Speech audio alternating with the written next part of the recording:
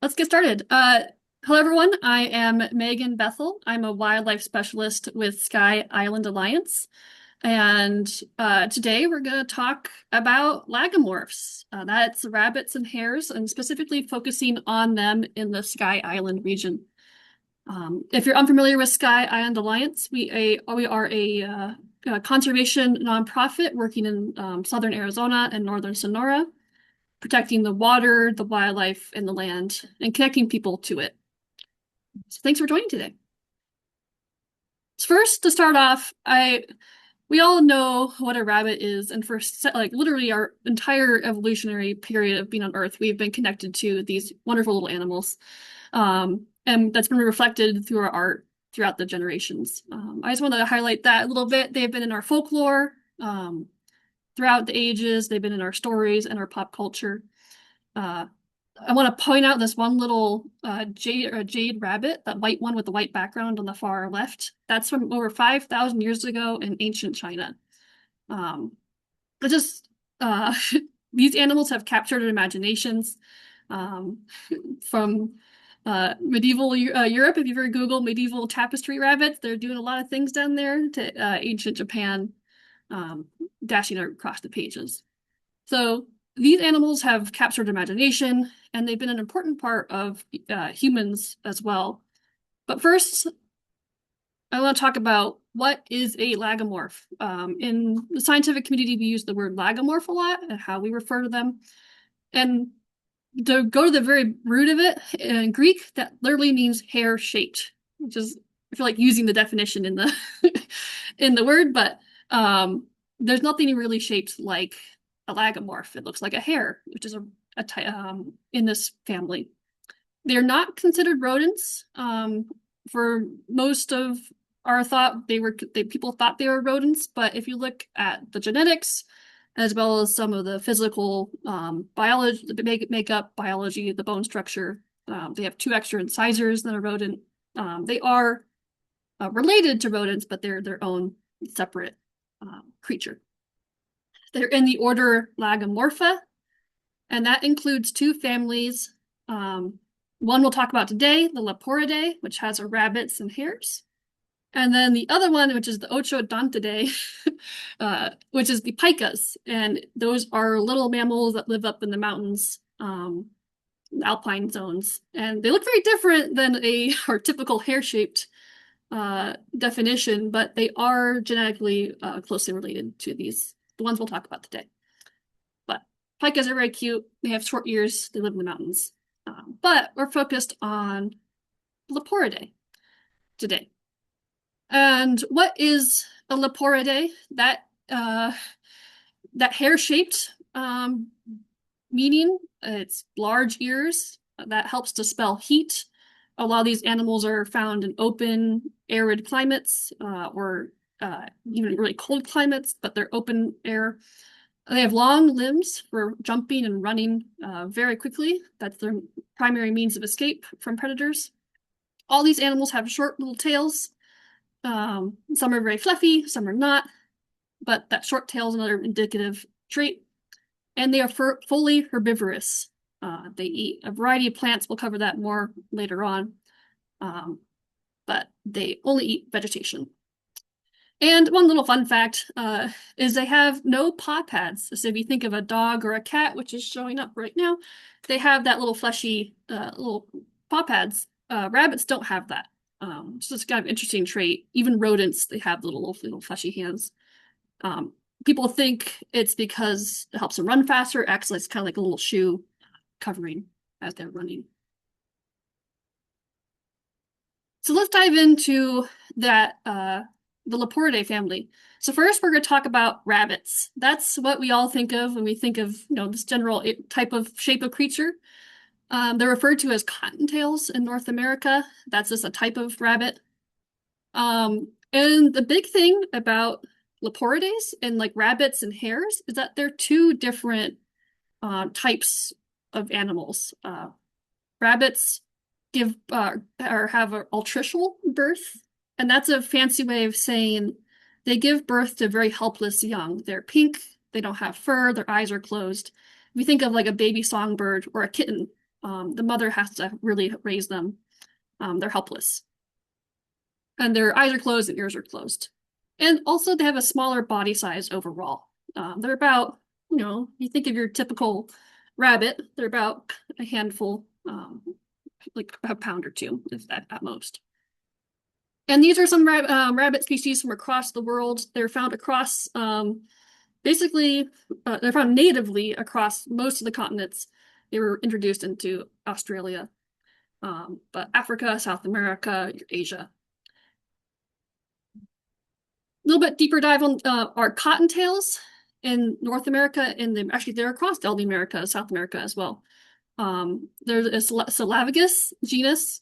That's the one genus of rabbits that are in the New World. They're called cottontails in North America, but tapeti in South America. I thought that was a really cool fun fact. Name for that, iconic, really puffy tail. Shorter limbs compared to like hares or jackrabbits. Also, sorry, backing up to the rabbit overall, but if you think of a domestic rabbit, that's what was bred from the European rabbit. Is what's domesticated.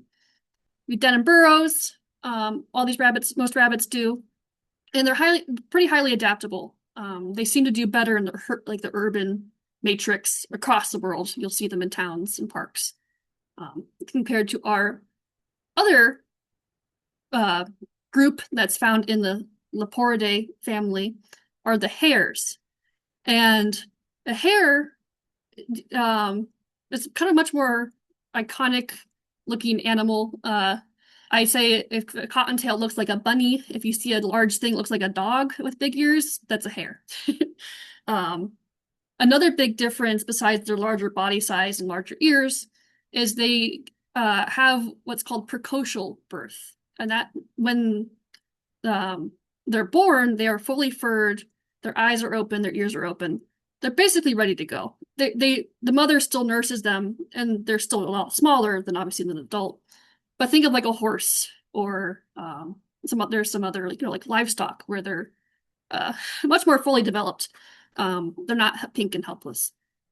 And that's a really fascinating life difference, and that's a pretty significant difference too from a rabbit. That's both have trade-offs if in terms of parental investment. Hares have a longer gestation, pregnancy than cottontails, which they do that parental care afterwards, like babies versus horses kind of thing, human babies. Diving a little bit more into the hares we have in North America, they're called jackrabbits. That's what we call them. We'll use that term for the rest of this talk. They're in the Lepus genus. All hares are in the Lepus. And the kind of interesting thing is the jackrabbits are a word used in North America because when Western colonists were coming in, they saw these huge animals. You could tell they knew they were not bunnies. And they called them jackass rabbits because it looked like donkey's ears. Mark Twain helped coin that term too in some of his poems and his writings, and it has stuck. I love reading old accounts, like mammalogist accounts from the early 1900s. They call them mule jacks, narrow gauge mules. They have lots of creative names for these hares. Jackrabbits are, large bodied and large ears. Some of the largest species in the world are in North America. And they need open habitat to see and escape their predators. They're larger animals, and they use those long legs and limbs to run away from the threats. And they can run really fast, up to 40 miles per hour. Some have been clocked even faster. And that's to escape coyotes, traditionally foxes, basically anything, hawks. They do not make underground dens. Unlike rabbits, which will usually use old burrows from other creatures, or they'll actually dig out their own holes. But jackrabbits will nest in small kind of depressions under trees, in vegetation, under like log piles. So you'll never unearth a jackrabbit nest. And they're also really hard to find. If you read historical accounts, they're very cryptic, and they're very hard to see a young jackrabbit. That's also because they're not helpless and pink. They're still small, but they can move away if someone's trying to find them. And then this is probably the best picture describing the difference between a jackrabbit and a cottontail. This is from a FotoFauna submission, which I'll mention later. Of this is a black-tailed jackrabbit drinking from the same water bowl as a cottontail. And just from size alone, if you're driving down the street, you'll hopefully can recognize the size. Uh, but later on this talk, I'll show you how to identify them from pictures. But here you can see the really large ears of a jackrabbit. Rabbits also have large ears, but it's all comparison. And I'll mention it is very confusing that we have a jackrabbit and cottontail rabbits, and there's a domestic breed called the Belgian hare that's actually a rabbit. It's even though scientifically now they're distinct species, for a lot of human history, in like culture, we still consider them the same thing. So if I slip up, I apologize. So a little bit more about just the life history of Leporidae, hares, and rabbits is they are an important food source for basically everything. Anything that is carnivorous will try to eat a rabbit. That goes from like foxes, wolves, mountain lions, bobcats, all the way down to weasels. A skunk will try to grab a young rabbit, snakes if they're big enough, and then birds, hawks, and owls. If you ever read Watership Down, that's always stuck to me when I was a kid, is the Prince with a Thousand Enemies. They have to catch them first, though. And that's been an important life strategy for rabbits, is that all their traits, their large ears, their large legs, is to help escape from those prey. Unfortunately, humans are good at hunting everything. And with our technologies from bows to spears and now to guns, they have been a very important source of meat and fur for humans for millennia, from ancient cave settlements all the way up to ancient Rome. The rabbit was first domesticated around 2,000 years ago in Rome for meat and for fur as well. An interesting little fact, they weren't really bred for show and pets starting until like the mid 1800s. And then like the house rabbit, you think of like your bunny rabbit you keep inside, wasn't really until the 1980s it really became popularized. Of course, people had rabbits for as long as people wanted to keep a rabbit, but just in terms of like the common pet. And it's less because the rabbits are basically harmless. They are herbivore. They are a prey species. They're very timid, but they're tenacious too. But they're easy to hunt. They're easy to keep in pens and in cages and too. Unfortunately, what makes rabbits good at being rabbits also puts them in conflict with humans. They consume and manage vegetation in the landscape naturally. They will make sure that there's not too many plants for fire risk. They'll help distribute seeds. But unfortunately, when we start putting crops and farms in at great scale, that really comes into conflict. And they do eat a lot. I just read an account that like 15 rabbits can eat as much as one cow, which is, I'm not sure how much that's worth, but they do eat a lot of vegetation.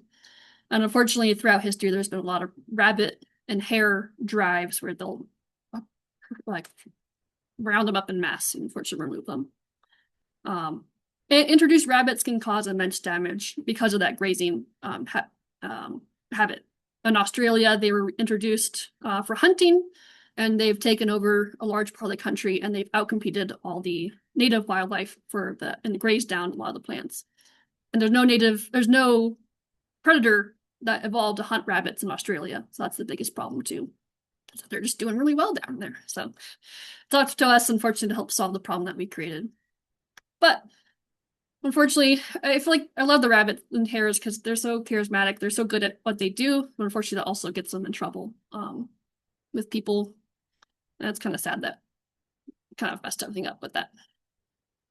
So just briefly talk about diet. The herbivores. That means they eat plants. They both graze and browse, and that's why they're so voracious in terms of looking at cattle ranchers or competing with livestock, is that they'll both graze the grass as well as browse the leaves. A lot of times an herbivore will only graze like a cow or only browse like a goat, that kind of thing. But they'll eat native grasses, herbivorous plants like little shrubs or native plants, flowers.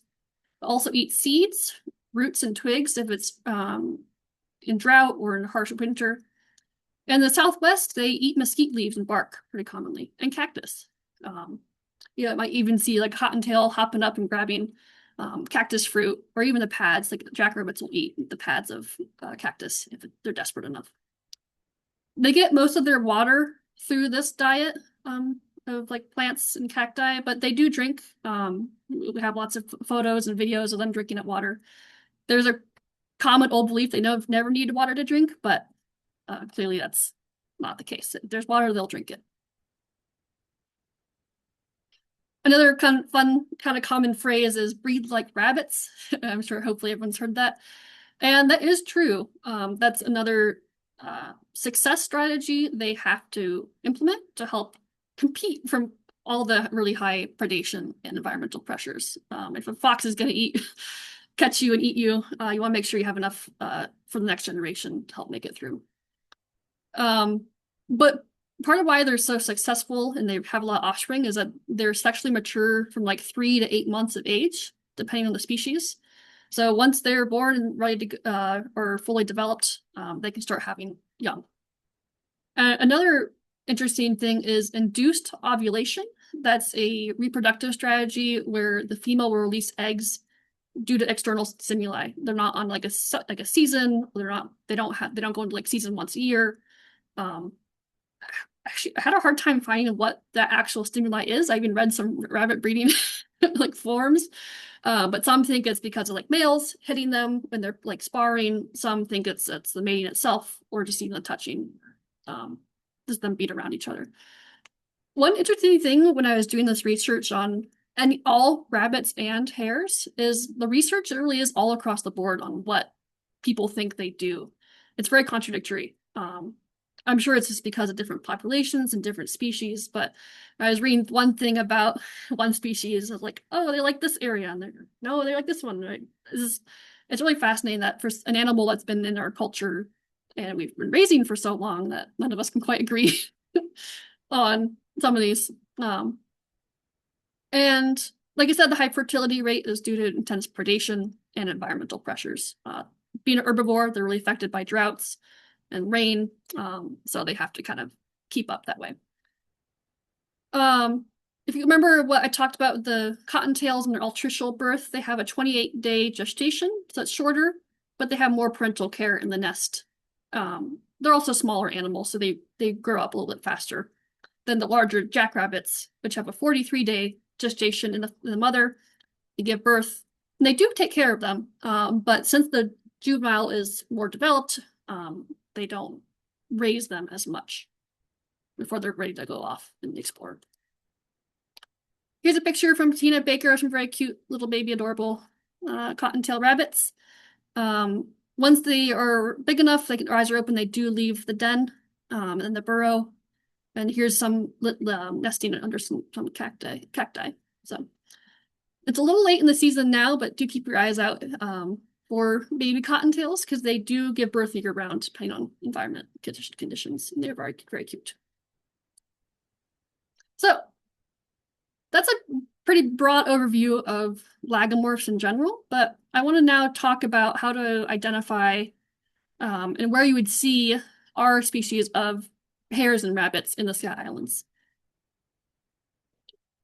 So first I'm going to talk about jackrabbits. They are less common overall, but they're still found across the West. The first one is the black-tailed jackrabbit. This is probably the most common species of jackrabbit you'll see if you're driving around, or if you have a wildlife camera in the desert or across the West. That map on the bottom is from iNaturalist, using their observations. I always feel like iNaturalist has the best kind of indicator of where things actually are. But you can see they go across pretty much the arid West in California, of course Arizona, and then down through Mexico, about central Mexico, and then all throughout Baja California. The biggest thing, I'll just go through some pictures in a minute to point this out, is they have a black-tipped ear. You can kind of see in that top picture. They have a longer tail compared to our other species, the antelope. They're all short, but they have the longer tail. They often have a black stripe running up their base of their back from that tail. And they're overall more of a kind of sandy brown color. And I'll pull up some pictures now. This is from a wildlife ID guide I made. It's on our website. I'll show it at the end too. But here you can see a bunch of pictures of a black-tailed jackrabbit. On wildlife cameras, of course, it's really hard to know scale. So looking at these physical traits is really crucial too until you kind of get a good eye of how big is this animal on the landscape. Of course, biology is all about exceptions, and sometimes they do raise their tail up and down, so it's sometimes hard to see if it's long or not. So don't rely on just one trait. If you're seeing a large lagomorph, looks like a jackrabbit, look at the ears and the tail is what I recommend. And the black tip is really only visible on the outside of the ear, so you probably see it from the back. There's some more jackrabbit or black-tailed jackrabbits. Sometimes it's hard to tell across across all the pictures what exactly it is. But another good rule of thumb is these blacktails are found more in arid kind of desert regions throughout the Southwest and the Sky Islands.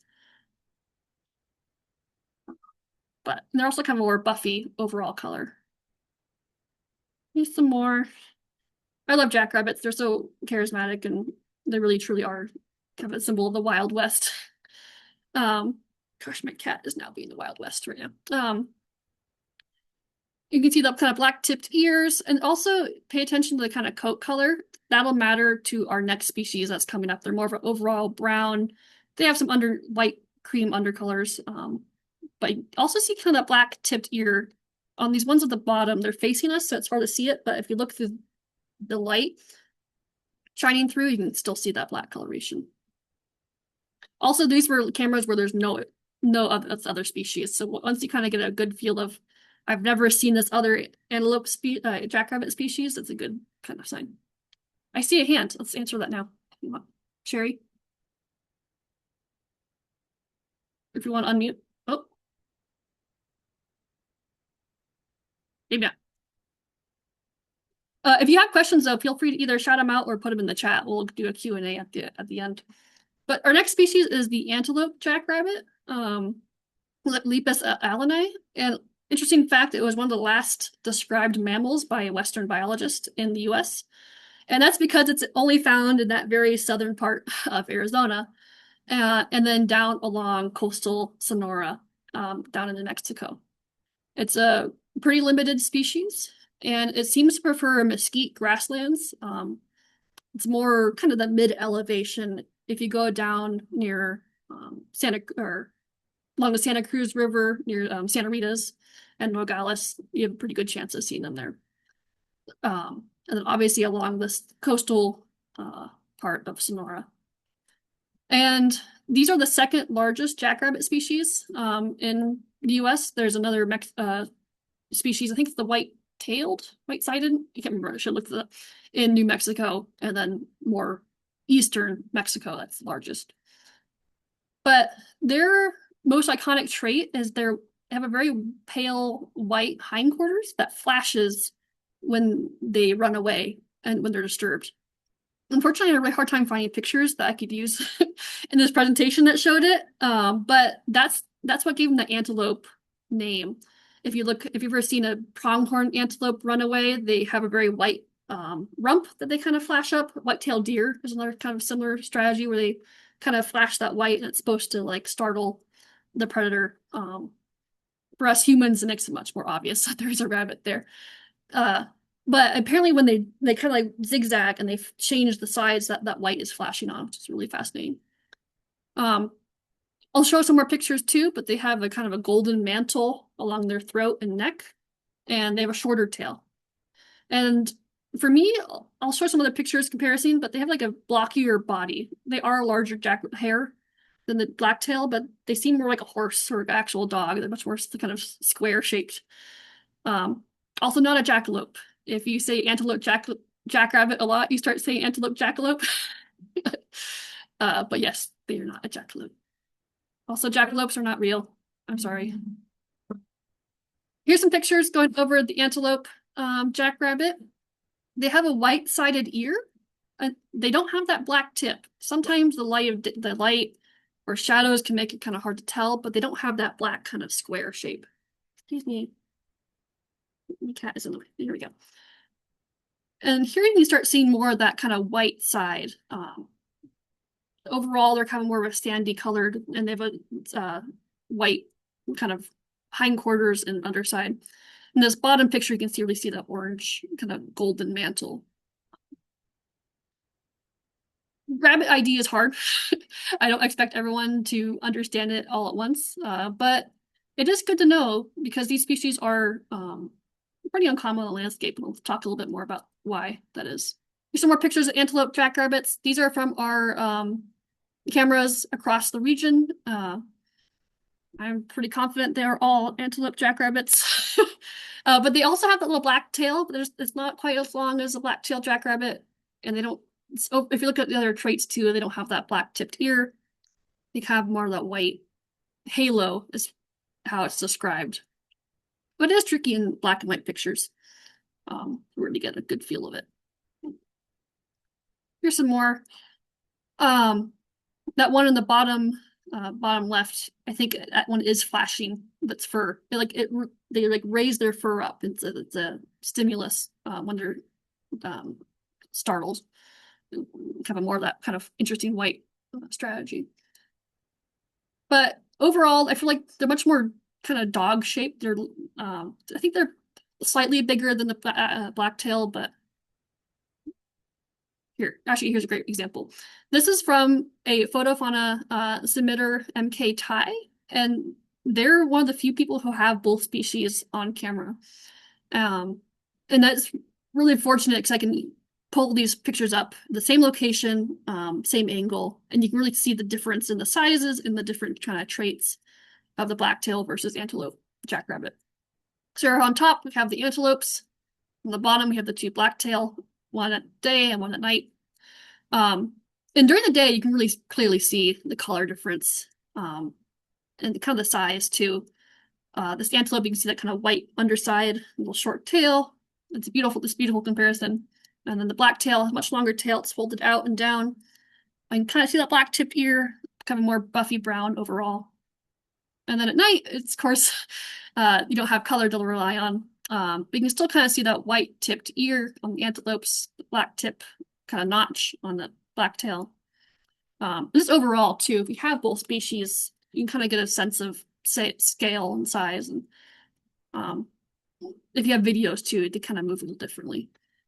It just takes practice. I've been doing this for over 10 years now, and still sometimes animals that trip me up, but another fun side by side.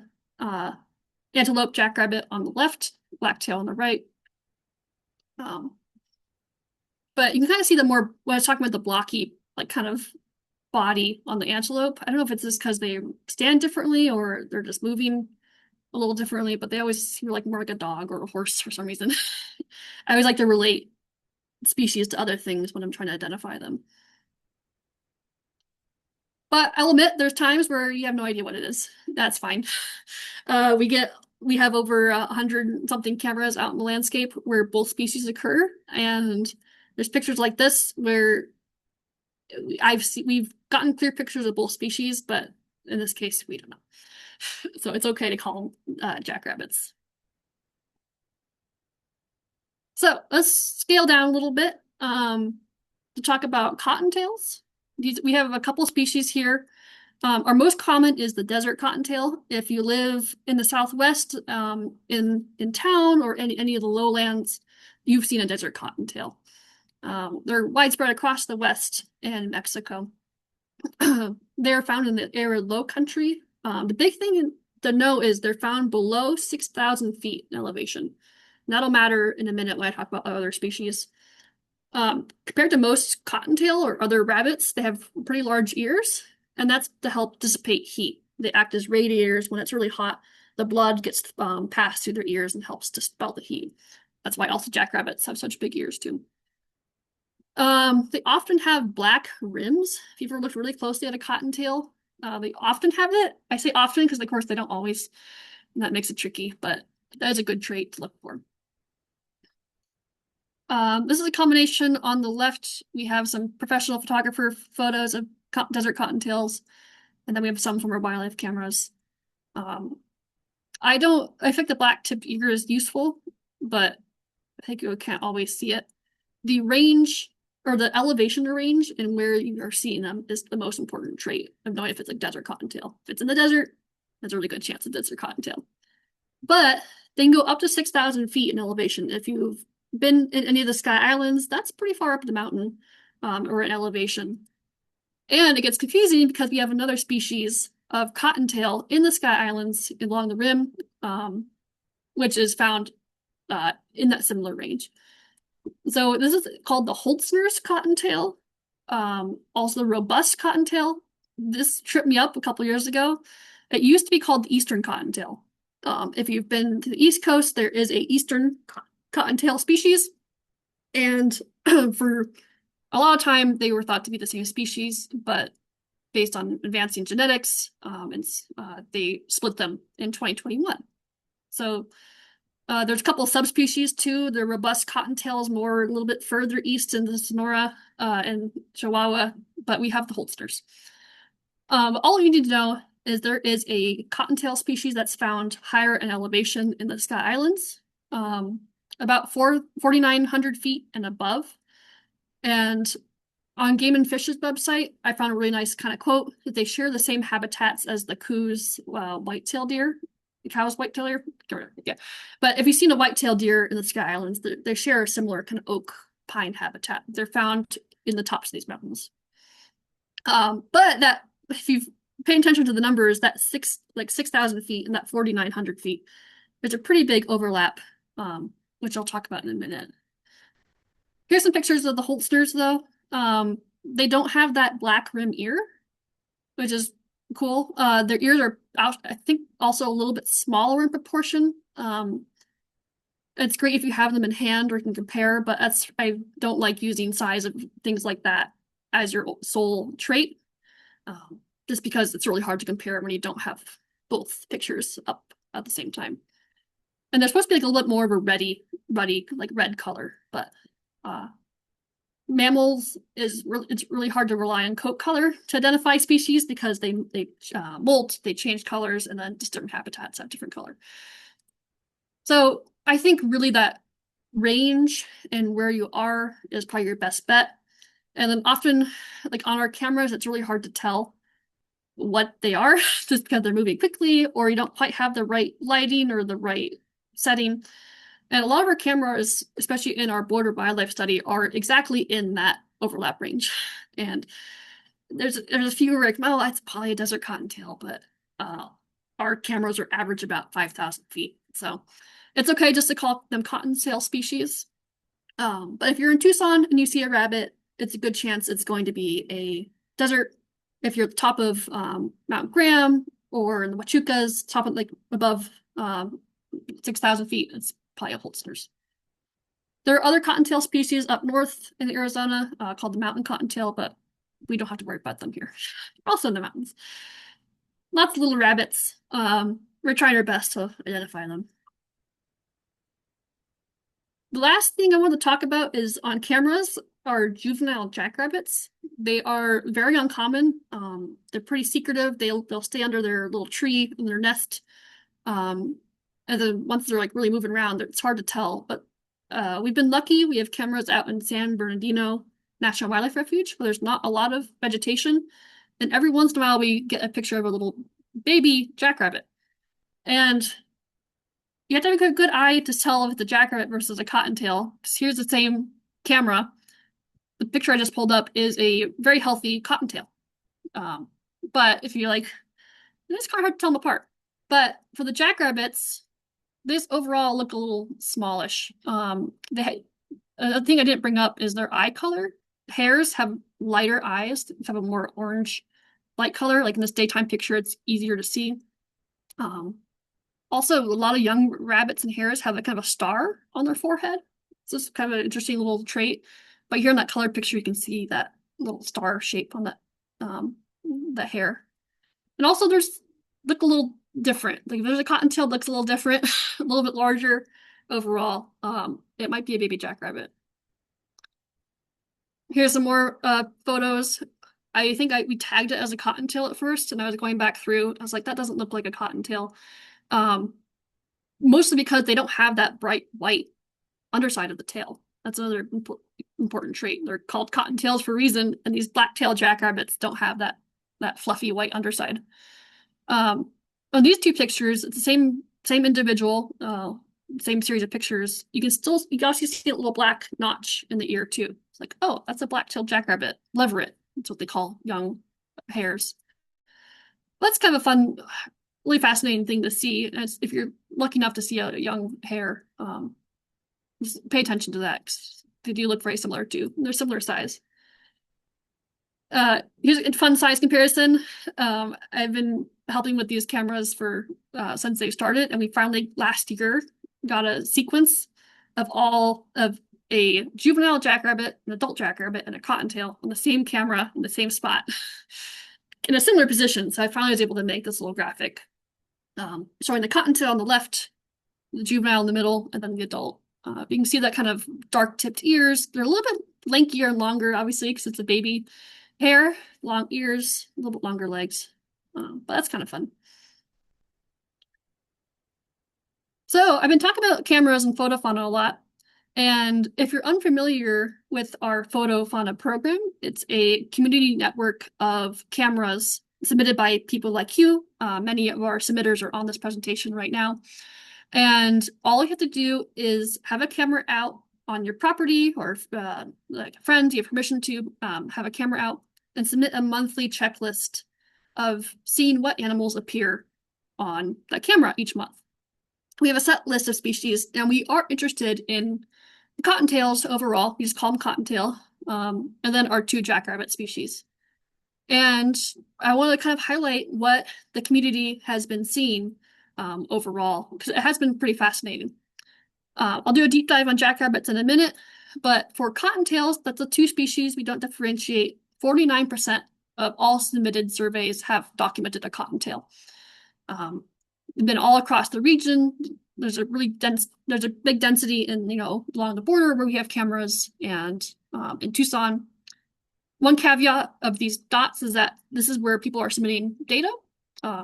All those empty spaces, they're probably these species, but there's no camera, there's no one submitting. So if you want to put a camera out in these blank spaces, I'll talk more about that later. However, if you compare that 50%, almost 50% for cottontails, only 6% of all of our surveys have documented black-tailed jackrabbits and 4% antelope. That's a much smaller percentage of our overall monthly submissions since the start in 2021, documenting jackrabbits. And zooming in on those two hare species, it looks pretty similar. We have our black-tailed jackrabbits on the left, antelopes on the right. They share kind of a similar vegetation type here in the Scott Islands, because there is such a complex matrix of the mountains and the desert and the grasslands. But they don't really compete with, or they compete with each other, but they don't really overlap. But here on some of our cameras, looks like they might overlap in some of these spaces where there is just good habitat and good vegetation. Another thing too is making sure you identify them correctly. That's why it's important to learn ID, because if you remember the antelope jackrabbit range, it's so much smaller on the landscape. It's only found in the southwest part of this country and along Mexico, versus the blacktail, which is all across the west. Unfortunately, the antelope jackrabbit is what they call a relic species. It's from a time period where there was a lot more rain, a lot more moisture, a lot more grasslands across the southwest. So it's not listed as endangered, but unfortunately, there's not a lot of information about them. So they are in decline.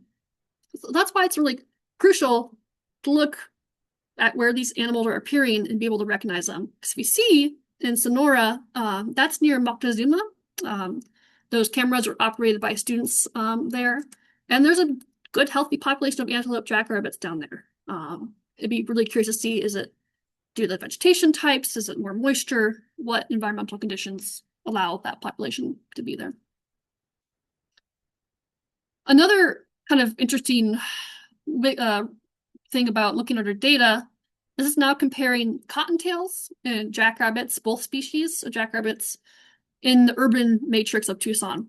We have a lot of people submitting from Tucson, all across kind of the central part of the city into the suburbs. And then we have partners and other organizations submitting more in the kind of public lands area. And you can see the cottontails are found across the whole part of the city. And that kind of makes sense. They are a smaller animal. They're much more adaptable to cover. They need that cover to hide from predators. So they do well in our gardens and our parks where we are growing grass. We are providing a lot of great vegetation for them to eat too. And they don't range as far. They don't have to travel a lot of distance to forage and to run away from predators. Jackrabbits, unfortunately, are much more susceptible to urbanization because of cars. They get hit much more often, and they need a lot more space to graze and to eat. They're like a cow. You wouldn't find a cow in Midtown Tucson. The similar kind of life strategy. And unfortunately, you can see that in historical records. If you grew up here in the Southwest, or if you read old accounts from like early 1900s, jackrabbits were all over the place. That's partially because we also hunted all the predators, but there was just also more jackrabbits in general. Unfortunately, they're just not as well adapted to our urban sprawl as the smaller cottontail. And also life strategy, I'm sure, too. Being a smaller animal, their cottontails reproduce faster. They can adapt a little bit quicker than these jackrabbits. So going back to our FotoFauna, each checklist we can turn into data to look at population trends over time. Because the checklist is basically yes, no, is there an animal present on the landscape? Really, we can just look at monthly trends. I'll zoom into each graph in a minute, but over here we have our antelope jackrabbits on top, our cottontails, remember it's 50%, it's a lot more, in the center, and then our blacktail on the bottom. And this is from the start of our FotoFauna up until about to May of this year. So you can see they go up and down, up and down. It's kind of hard to tell, so I'm going to zoom into each species right now. Here's our cottontails. This is the proportion of checklists with detections. And it's interesting, it looks like it is increasing over time. And starting in 2020 and 2021, about 0.4% or 40% of our checklists had them. And it is increasing. And I'll mention it more in detail in a minute, but disease is probably a good indication of this. And here's our jackrabbits. The antelope is in that kind of light yellow, blacktail is in blue. It's a little hard to read, but the point is they fluctuate in time across the years. And unfortunately, our antelope are not quite as common across the whole region as our antelopes. But the question is why? Why are those fluctuations? And unfortunately, a really prevalent issue that's come across with these rabbits is the hemorrhagic disease, RHDV2. It's this highly contagious disease to all lagomorphs, hares and rabbits, both domestic and wild. It came across from Europe and Eurasia, and it spread throughout the North America, but it was first observed in 2020 in Arizona. And if we think back to those little graphs, we started in 2020, in 2021 with our camera data, and we probably could see that decline. Unfortunately, this disease is spread through bodily contact. So if there's an infected rabbit, if it's trying to mate, or if it's foraging in the same spots as other hares and rabbits, they can transmit the disease. And other animals can also transmit it by touching a contaminated like bedding, food, water. So if you see a sick rabbit out in the landscape, or if you have your own domestic rabbits, do be aware of the disease, because it is very fatal to these lagomorphs. It's not contaminated or not contagious to humans, but we can still transmit it. If you see something dead, pick it up with gloves, in a bag and mask. Make sure we don't keep it contained. Another thing, unfortunately, is there's a lot more environmental climate effects that are also affecting populations over time. Since these animals are herbivores, they're very dependent on the rainfalls and the herbaceous growth of grass and plants. A lot of these species are more dependent on their winter rains. So this year we've had a really good winter rain here in Tucson. So we're seeing a big boom of cottontails and hopefully the jackrabbits too out in the more wild landscape. Of course, the monsoon rains are also really beneficial. But urbanization is also hard just because of human pressures. We're hunting them. The hunting's kind of less, but we're still persecuting them. Invasive plant encroachment is another large effect. I've read some accounts, I couldn't find the source, is that they don't eat lemons love grass, which is a very common invasive grass across the kind of desert grasslands. I think they probably do eat it, but it does really overgrow a grassland, and it's hard for the rabbits to run through, jackrabbits to run through. And also unpredictable rains. These animals have very quick, short lives. And they really depend on plants. So as I said, if they don't get a rain one season, that can really plummet the numbers of animals across the landscape. And it's hard to be a jackrabbit. It's hard to be a cottontail. These animals are evolved to really make the best of it. But unfortunately, with these compounding factors, jackrabbits are in decline across the region. However, we do like you to help monitor them. We have our FotoFauna program, as I mentioned, and all you have to do is set up a camera for a couple months at a time and submit it. And that's really the best thing to do. These jackrabbits in the Southwest are really understudied.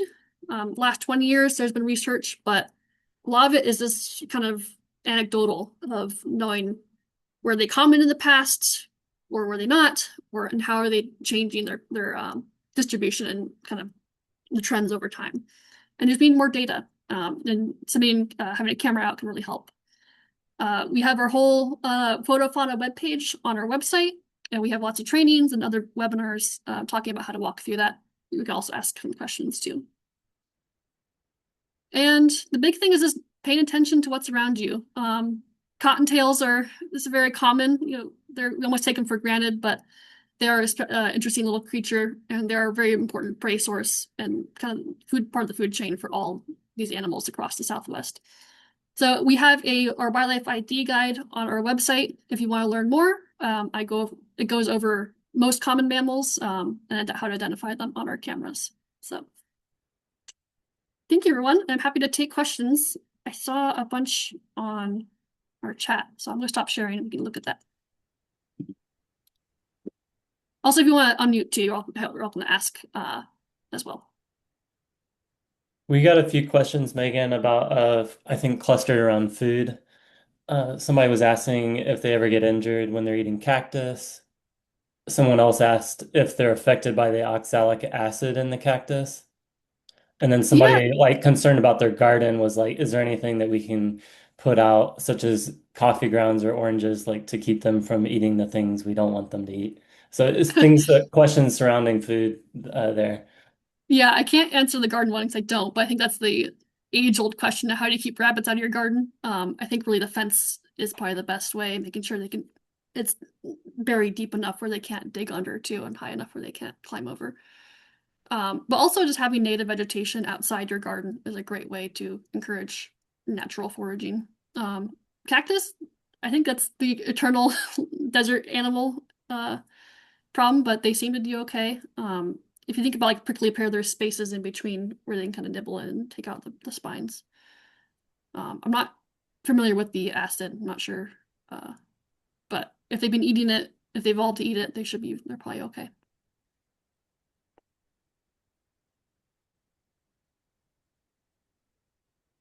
We have a question about cycles. If you could talk more about do they follow like a predictable population cycle, such as like snowshoe hares do with coyotes? Yeah, I'll speak to the snowshoe hare. There's a very classic population study. We learned about it in our wildlife degree, is snowshoe hares are very dependent on rain and vegetation as well. So they go up and down in population as they die off, either disease or vegetation. And then predators that are very dependent on those hares or like the lynx and coyotes and other kind of small or medium carnivores also follow that kind of population trend. As their food source goes away, they'll start dying off. Lynx are a really classic one. They're so focused on the hares. We're trying to look at that across our cameras in our study. We see some slight patterns in the coyotes, but we're trying to figure out, is this environmental? Is it due to coyote removals that are also happening across the state? It's not quite as distinct as the lynx and the hare, but we do see that because they are a really important food source. I'm sure you can see it too in raptors, but that's hard to detect on camera. I think hare socks are really dependent on cottontail prey.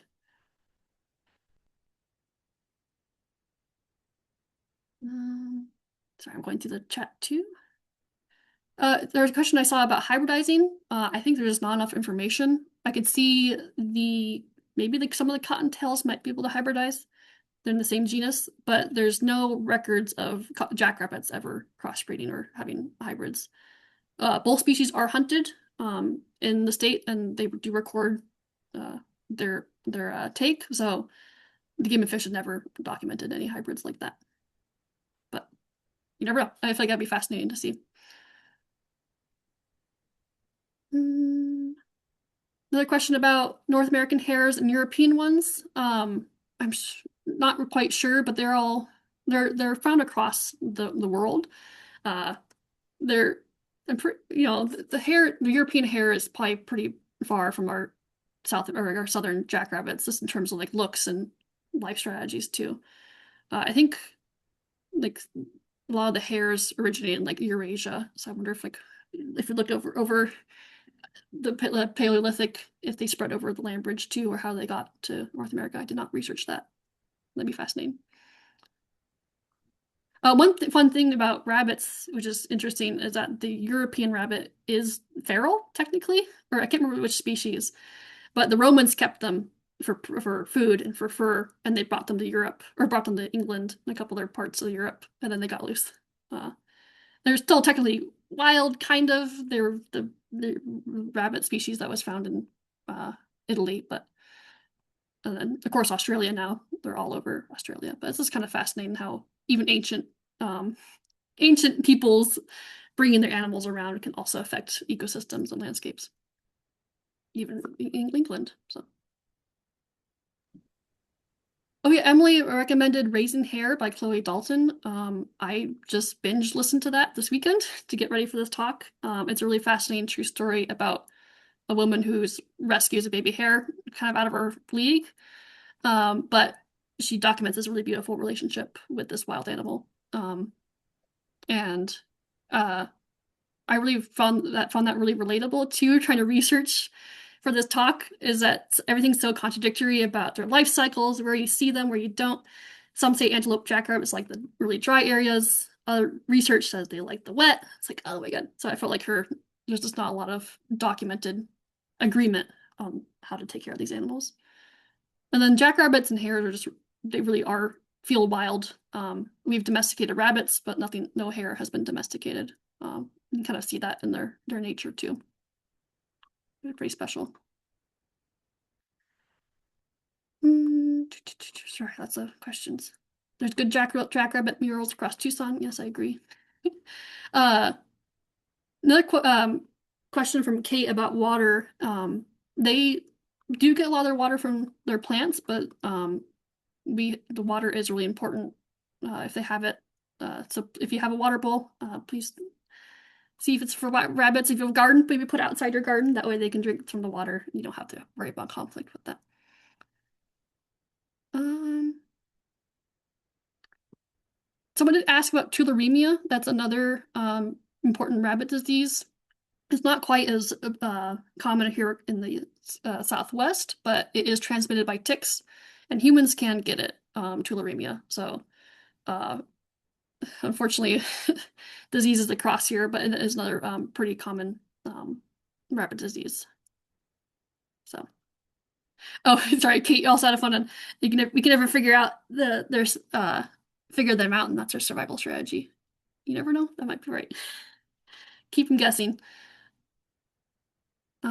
if anyone has any more questions, I'm happy to take them. But all right. I think I'll just leave you keep curious about the natural world. Watch the small little common things outside your window, because they can teach us a lot. So thank you everyone for joining.